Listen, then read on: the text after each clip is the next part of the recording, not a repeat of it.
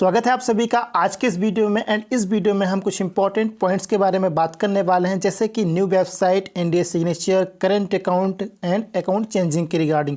तो सबसे पहले हम बात करते हैं न्यू वेबसाइट के बारे में। जैसा कि हम सभी जानते हैं कि यस्टरडे फ्राइडे था एंड हर फ्राइडे को न्यू वेबसाइट लाइव होता है। सो न्यू वेबसाइट हमारा लाइव हो चुका है। अगर आपने चेक नहीं किया है तो ज़रूर चेक कीजिए। ऑफिशियल वेबसाइट onpassive.com को चेक कीजिए, विजिट कीजिए एंड वहाँ पर आप ब्लॉग को ज़रूर पढ़ा कीजिए, क्योंकि ब्लॉग्स बहुत ज़्यादा इंपॉर्टेंट होते हैं जहाँ पर हमें काफ़ी अच्छी इन्फॉर्मेशन मिलती है।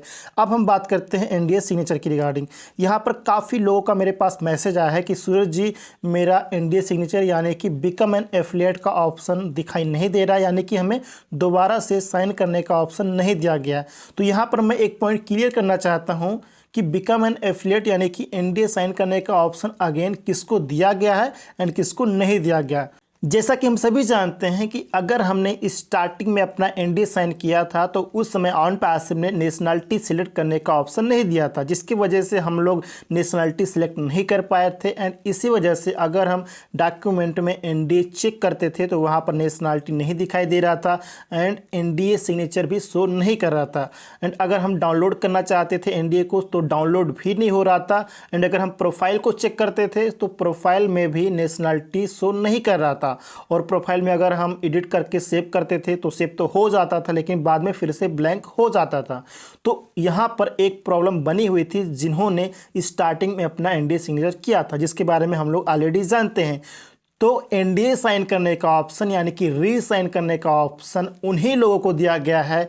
बिकम एन एफिलिएट का ऑप्शन दोबारा से उन्हीं लोगों को दिया गया है जिनके पास ये प्रॉब्लम थी, यानी कि स्टार्टिंग में उन्होंने एनडीए साइन किया, नेशनलिटी सिलेक्ट नहीं कर पाए, ऑप्शन ही नहीं था तो सिलेक्ट कहाँ से करेंगे, जिसकी वजह से उनका एनडीए सिग्नेचर, नेशनलिटी, डाउनलोड ये सब कुछ नहीं हो पा रहा था। सो उन्हीं को ये ऑप्शन दोबारा से प्रोवाइड किया गया है। बिकम एन एफिलिएट का ऑप्शन, री साइन करने का ऑप्शन दोबारा से दिया गया है ताकि वो लोग नेशनलिटी को एनडीए साइन करते समय नेशनलिटी को सिलेक्ट कर पाएँ। सिलेक्ट करके जब वो एक्सेप्ट करेंगे तो यहाँ पर क्या होगा कि प्रोफाइल में भी उनका नेशनलिटी आ जाएगा, ऑटोमेटिकली अपडेट हो जाएगा एंड उनके डॉक्यूमेंट में जो एनडीए आएगा वहाँ पर नेशनलिटी दिखेगा, वहाँ पर उनका सिग्नेचर भी दिखेगा, उनका एनडीए डाउनलोड भी होगा।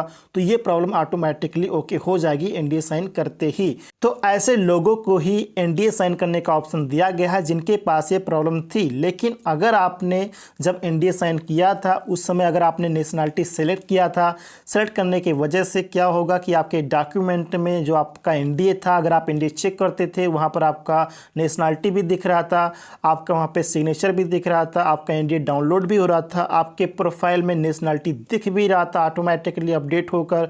तो ये सब कुछ आपका अगर ओके है, अगर आपने एनडीए साइन करते समय नेशनलिटी सिलेक्ट किया था, अगर सब कुछ ओके है तो आपको यहाँ पर दोबारा से एनडीए साइन करने का ऑप्शन यानी कि बिकम एन एफिलिएट का ऑप्शन आपको दोबारा से नहीं आएगा, क्योंकि आपका सब कुछ ओके है।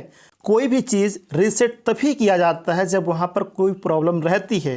तो ऐसे लोगों का रीसेट किया गया, यानी कि उनको दोबारा से एनडीए साइन करने का ऑप्शन दिया गया जिनके पास ये प्रॉब्लम थी, जिन्होंने नेशनलिटी सिलेक्ट नहीं किया था। लेकिन जिनका ऑलरेडी सब कुछ ओके है, माय प्रोफाइल, एनडीए, डॉक्यूमेंट सब कुछ ओके है, उनको ये ऑप्शन नहीं दिया गया है एंड उनको ये ऑप्शन नहीं दिया जाएगा फ्रेंड्स, क्योंकि आपका सब कुछ ओके है। तो दोबारा से रीसेट करने की आवश्यकता ही नहीं है।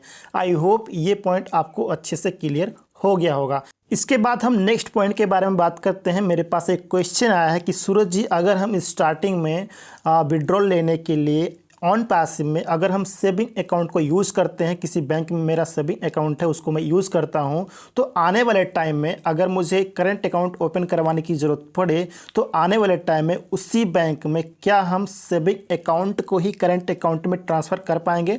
सो यहाँ पर आपको बताना चाहता हूँ फ्रेंड्स कि कोई भी आपका सेविंग अकाउंट करंट अकाउंट में ट्रांसफ़र नहीं होता है। लेकिन अगर फॉर एग्जांपल HDFC बैंक में आपका सेविंग अकाउंट है और उसको आप यूज़ कर रहे हैं, आप कुछ महीनों तक यूज़ करें या फिर 1 साल, 2 साल, 3 साल, कितने भी दिन तक आप यूज़ करें, कोई दिक्कत नहीं, आप यूज़ कर सकते हैं। लेकिन अगर आपको उसी बैंक में करंट अकाउंट ओपन करवाने की ज़रूरत है तो आप उसी बैंक में जाकर, उसी ब्रांच में जाकर सेम डॉक्यूमेंट के जरिए, जिस डॉक्यूमेंट के जरिए आपका सेविंग अकाउंट ओपन हुआ था, उसी डॉक्यूमेंट के जरिए आप अपना दूसरा करंट अकाउंट ओपन करवा सकते हैं। वो ट्रांसफ़र तो नहीं होगा, सेविंग अकाउंट ट्रांसफ़र नहीं होगा, करंट अकाउंट में कन्वर्ट नहीं होगा, लेकिन उसी बैंक में, उसी ब्रांच में उसी डॉक्यूमेंट के ज़रिए आप करेंट अकाउंट ओपन करवा सकते हैं सेम बैंक में, सेम डॉक्यूमेंट के साथ में। आपको कोई भी प्रॉब्लम क्रिएट नहीं होगी फ्रेंड्स। इसी के रिगार्डिंग मेरे पास नेक्स्ट क्वेश्चन आया है कि इकोसिस्टम में अगर हम स्टार्टिंग में सेविंग अकाउंट को अपडेट करते हैं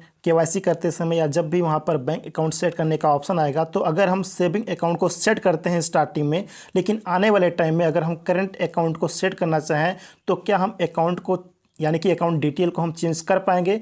यस, डेफिनेटली फ्रेंड्स, आप कभी भी अपना बैंक अकाउंट डिटेल अपडेट कर पाएंगे, चेंज कर पाएंगे। इसमें कोई भी दिक्कत आपको नहीं होने वाली है। सो ये थे फ्रेंड कुछ इंपॉर्टेंट पॉइंट्स जिसके रिगार्डिंग मेरे पास मैसेजेस भी आए थे। सो मैंने क्लियर किया। आई होप ये सभी पॉइंट आपको अच्छे से क्लियर हो गया होगा। वीडियो इन्फॉर्मेटिव लगी तो वीडियो को लाइक शेयर एंड चैनल को सब्सक्राइब ज़रूर कर लीजिएगा।